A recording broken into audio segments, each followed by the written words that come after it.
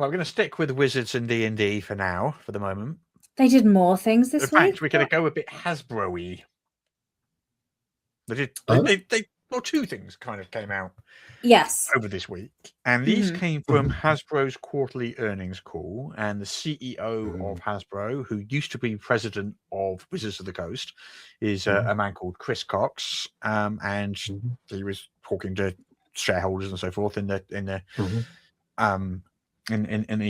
quarterly earnings call. And these things, the transcripts of these things, are always made public because it's a publicly traded company, so they legally have to make these public. So we all get to read through the transcripts and find out what Chris Cox was saying to shareholders. And he talked about two things. He talked about AI. You'll be delighted to hear. You won't be delighted, I assure you. Really? Well, that's enlightening. Well, who knows? You may have had a sudden about turn, and your position on AI may have changed since I last spoke to you. Seems unlikely, but who knows? Who knows? Oh, be a plot twist. The Northern Star. PJ came out as like a major AI advocate and be like, my next book's going to feature all AI art, everything. Yeah. That'd be ready in about 5 minutes. But yeah. And he also talked about D&D moving towards a digital-first brand. So let's start with that for a second. This is a shift into sort of not just digital first, but also into an IP and lifestyle property. There've been toys and cartoons and films and video games and plushies and lunchboxes for decades. That's always been around. That's not new. Tons and tons of dice, t-shirts, etc. Baseball caps. Like, it's not a small amount of stuff that they've had on offer. Press on nails. Press on nails. Thank you, Jess. Missing the press on nails. I think it's fair to say there's more of it now. There does seem to be a lot more of that stuff now. At least it seems, anecdotally, it seems to me that there's an awful lot more of that stuff. It was always around, but it wasn't quite as ever present as it is now. And we're even going to be talking about some a bit later in the show about some licensed toys and stuff. But it's just there's. I think we're probably some of the people who can really comment on how ubiquitous, how ever present, as you said, like omnipresent that this stuff is, because we've been reporting on it. Like, if do you want to stick a dragon head on your wall, like it was some sort of awful deer trophy, then we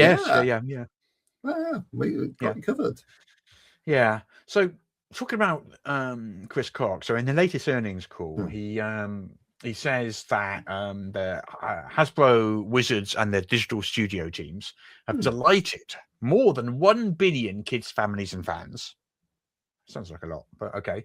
Secured partnerships that further underwrite future growth, advanced our evolution to a digital-first play and IP company.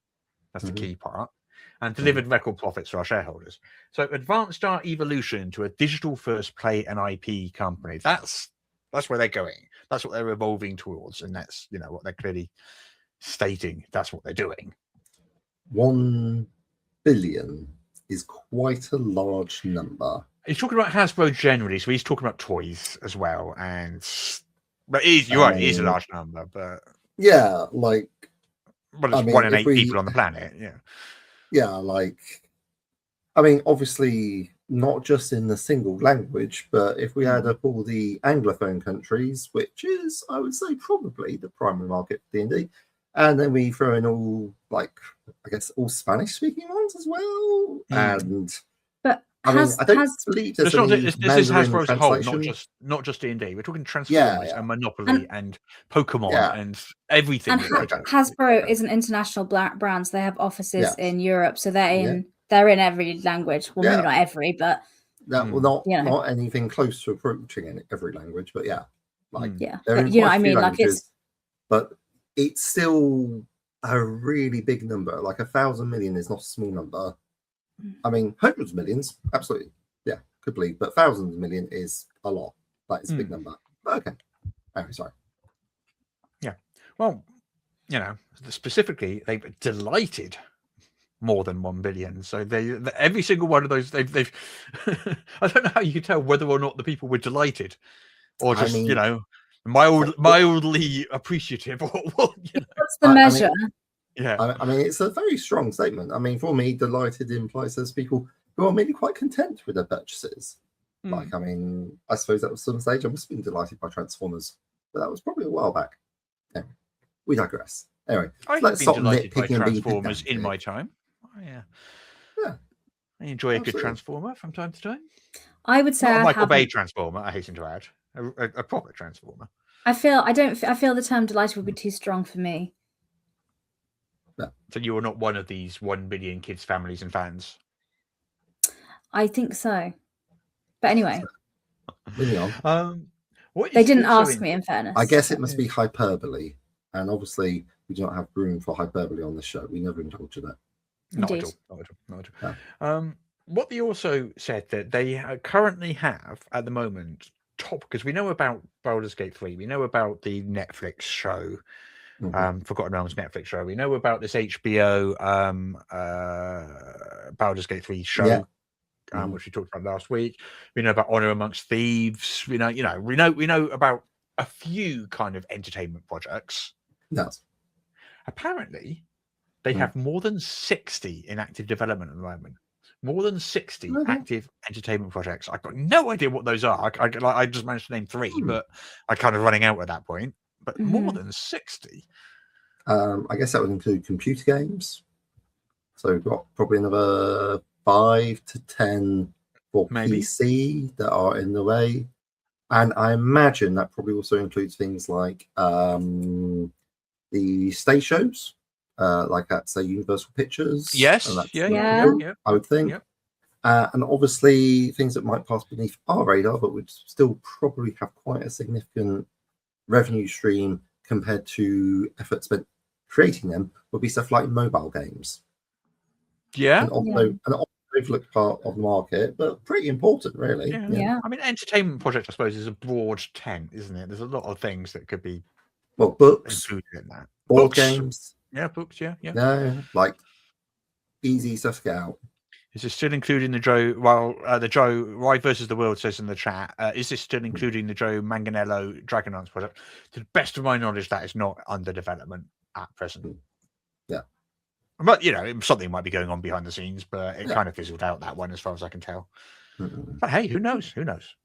We'll update you as soon as we get a press release with more information. Yeah, as soon as Joe Manganiello calls us up and gives us the latest scoop, we'll let you know. I'd settle for a text or an email as well. Yeah, sure. Yeah. Like, he's a busy guy. Yeah, that's fine. We respect his time.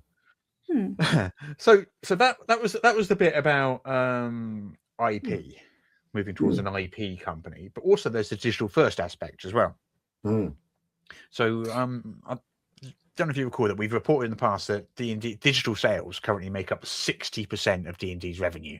It's a lot. That's and we've all reported recently on digital exclusive releases, haven't we, as well? So there's been expansions sold on D&D Beyond, which you can only get there. You can't get them in hard copy format. You can't get them anywhere else. So, I mean, you can get digital dice skins, so that's always exciting. Yeah. Like just so much stuff. It's got a lot of potential. Big place for lots of people to join in. And I think that's not too surprising. Well, I think certainly for 3 of us people that listen to this, because it was many years ago when they were hiring people that used to work at Xbox and things like that. So I think that's very much been the intention for a number of years. So yeah. I mean, they did complain that they were under-monetized as a brand. So yeah, yes. So they're fixing that. That caused no controversy whatsoever. People were very happy about hearing that. Yeah. Not at all. But yeah, so that's 2 of the things that Chris Cox mentioned. So moving towards an IP company and a digital first play company, and these are things that they are actively doing. So I don't think the books are going away. I don't think certainly in the next 10-20 years we're going to see a time when they're not producing books. But what will happen is the books will slowly become not the primary thing. They'll be the collector's thing, the thing for the real aficionados. Whereas the average person will probably be buying their stuff via a subscription to D&D Beyond or something. Yeah, That's I where it's mean, gonna go. the idea would be you get people in through the digital portal, which means you don't have to know how to play. You just click buttons on the screen, which is a nice, friendly, user-friendly graphic interface. I mean, like a much better user experience for Well, certainly when many they're people. integrating their maps and VTTs and things like that as well.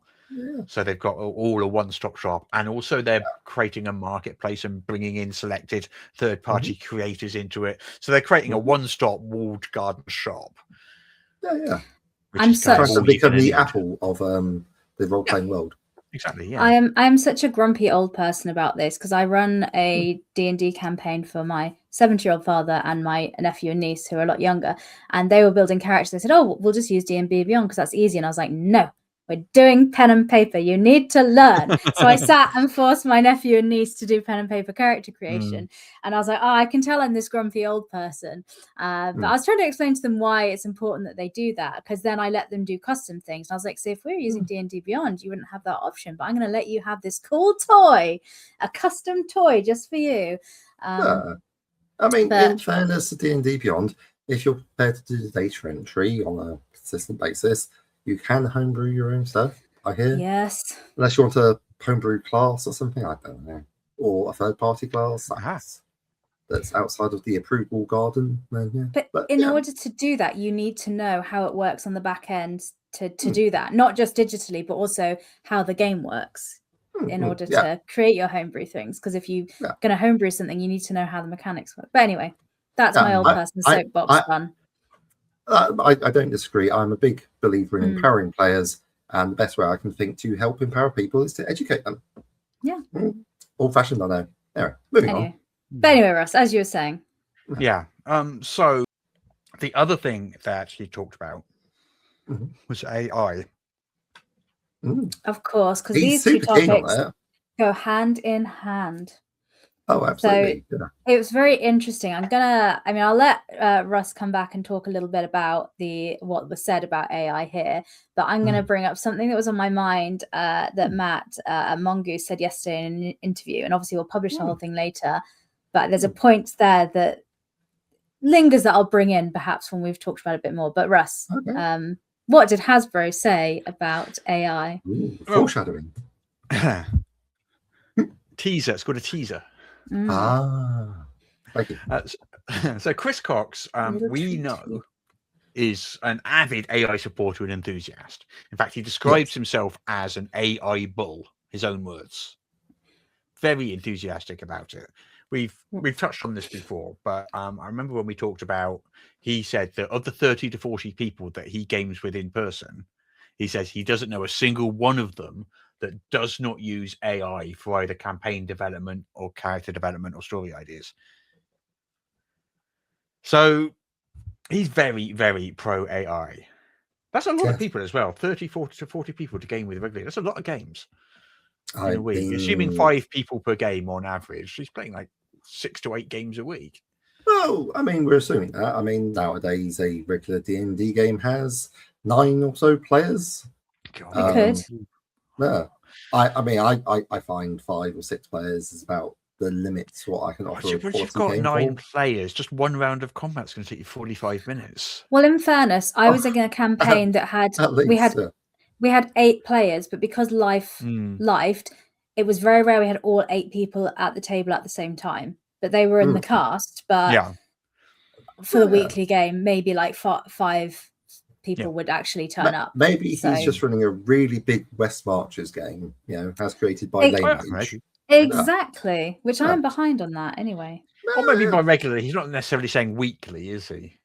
Monthly. Yeah, because I say I have 3 regular games, and one's weekly, one's bi-weekly, and one's monthly. So I mean, technically, an annual game is a regular game, as long as it happens every year, isn't it? So... Oh, then I've got 4, because then I'm the one I'm running for my family, which is 2 or 3 times a year. Fair enough. Still counts. That's regular. Still counts. Yeah, there you go. Goodness. Yeah. So he talked a little bit about AI in the earnings call. Now, he didn't name check D&D in this section specifically. No. He talked about Hasbro. He did talk about Wizards of the Coast, and he talked about the digital studio teams. So we know that Wizards also does Magic the Gathering as well, and so he hasn't specifically name checked D&D here, but he does tout Hasbro's AI integration as a clear success. Okay. Yeah. So he does Did he refer specify primarily what the measure. Yeah. He does. I mean, there's a lot of questions here. But I'm trying to answer it. He does refer primarily. Sorry, we're frothing. He does refer primarily you can do this, Russ. to the non-creative operations. So he's talking about finances, supply chains, productivity enhancements, and things like that. And he did go out of his way to say that people make the decisions and people own the creative outcomes. And he also said that individual teams choose whether or not to use AI. So it's not a mandate from the top. Like individual teams, like the Wizards development team, for example, might choose whether or not to use AI on their own recognizements. Recognizements? What's the word I'm looking for? Recognizance. That's the word. Yeah, I know words. I don't know what that word means. So yeah. Their own desire. They get to choose. Basically, they get the agency to make the choice. Does that? Yeah. So I think it's pretty clear AI is quite well developed, embedded into like Hasbro's workflows, especially on the admin side. I think that's clear from what he's saying. It's not clear to what extent that applies to the creative side and specifically D&D, because we do know that Wizards has noted multiple times and made statements saying that they will not use AI artwork, and when some AI artwork does get through, they pull it. Remember Big Beast Presents Glory of the Giants? There was an AI artwork in that, and they pulled that as soon as they realized that's what that was. Well, yes, that's because many of the artists who have an online presence find it absolutely repellent and dislike being ripped off, and it is very hard because so much of the intellectual property of Hasbro, Wizards of the Coast, has been stolen to train these AI models. So it is an issue. Also, you're getting artists in this case with the Big Beast Presents situation. It was artists that submitted artwork that was AI generated, which they claimed that they'd done themselves. So you have to watch out for that as well, which is hard to do. It's horrible as a publisher to be in a place to do that, because it'll get to a level where a lot of it has to be done on trust and the relationships you have with that existing artist. Because it's going to be very hard to hire a new artist because you just won't know. It's hard now to tell. There's no reliable way to tell, really. I mean, all the AI detection tools out there, they're rubbish. Anyone who just runs a piece of artwork through an AI detection tool and then proclaims that it's AI is just talking nonsense. Because it's AI powering the quote AI detection tool unquote. So it's there's no point. I've tried a couple of them with pieces of art that were from sort of like the 1980s, which definitely 100%, because of the way time works and the fact that we don't, to my knowledge, have time travel, cannot possibly be AI, and it's come back and said 100% AI or 99% because AI. These have been used as training data. I mean, they're probably quite famous ones. They've been used as training data, so it's like Earth. So I mean, but then I've also put in artwork that I knew was AI, and it came back and said it wasn't. So those tools are just pointless. I mean, I love the assault on the consensus about what constitutes reality. Super helpful. Anyway. Yeah. So he didn't talk much about it. But Chris Cox is a big fan of that. Okay, cool. Yeah, I mean, he says our portfolio of IP and the creators and talent behind it are the foundations of this strategy. Great IP plus great storytelling is durable as technology evolves, and it positions us to benefit from disruption rather than being displaced by it. So, and I think it's interesting that Hasbro is very pro AI, and also Hasbro owns a lot of IP, because it was something that Matt from Mongoose was saying yesterday, because Russ was doing a big interview. It's super interesting, by the way, when that comes out. I think everyone listening here will really enjoy that. Yeah, it was like 40 minutes, wasn't it? It was a long. It is like 40 minutes, so it needs to be edited and cut up.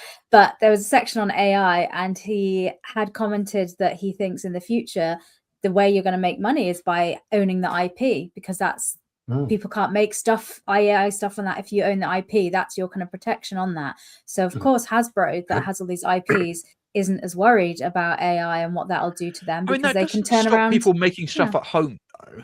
It doesn't stop someone going, make me a D&D adventure centered around Strahd. Invading Dragonlance, and then it will make one, you know. I mean, that doesn't stop that. People could already do that. People could already go on the internet and steal lots of artwork to use in their home games. And I'll be honest, right? I don't actually really mind that if people are using artwork in their home games. It's okay, you know? Like, if you're using it in a stream, or you're selling it. Selling it is just wildly big no, that's not okay. But like, and I think it'd be good if you do use it in your home games, if you could actually make a note of the artist and tell people if they're interested, oh, that's really good art. It's something that I used to do and I've become a lot more aware of. It's like, you know, if we lived in an ideal world, we'd be able to pay the artists each and every time, but we don't. It's like sometimes you need stuff. But for books, for the publishing industry side, it's like a different story. Like, what people do at home, I don't feel is relevant to this discussion, but anyway. Yeah, correct. Because I mean, you could just as easily as go on and Google a screenshot from a movie or a film and say, my character looks like this. And I've definitely done that, because I've been like, my character's got a vibe of this character from this TV show. Yeah, exactly. But anyway, we digress. I mean, I think he specifically says that AI assisted design is being used in toys, specifically paired with 3D printing, and that's reduced development time by 80% from concept to physical prototype. This is just a classic Bottom Bailey argument, where someone advances where they look, because nobody cares that much, right, about the general usage of AI, right? Like, if you've got something that helps you pick up skin cancer, that is technically artificial intelligence. And sure, useful, but that's not what we're talking about. We're talking about generative AI. AI in the creative process, and it's like, is it using how are you using generative AI? Whatever. Maybe they're using it for like concept art or something, and ignoring the fact that, I don't know, things need to have angles that make sense. Maybe they just got into contact with Yog Sothoth and said, hey, like, we need some of this really good art. Anyway, sorry. Nonsensical statements. Whatever. Let's move on to stuff that's slightly less controversial, shall we?